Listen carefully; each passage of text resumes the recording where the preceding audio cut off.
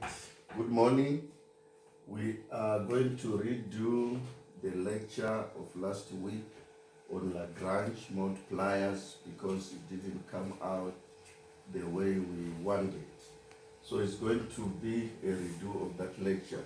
Now, like I said, for Lagrange multipliers, we have a function, say z, which is equals to fxy.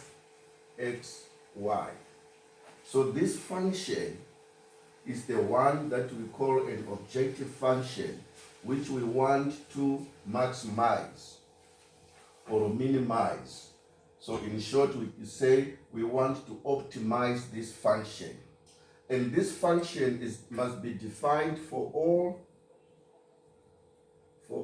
x, y. Must be defined for all x and y.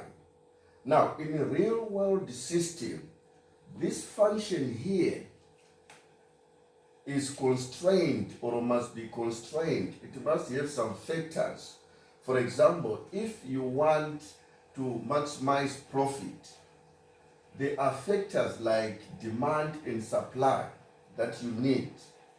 So, to solve this function, we will not apply the same techniques we applied in the last section because of the constraint or the constraints. So we will use what we call the Lagrange multipliers. They will help us to overcome the challenges of optimizing this function. Now, the Lagrange multipliers is applied to several cases. The first case is when you have two variables and one constraint.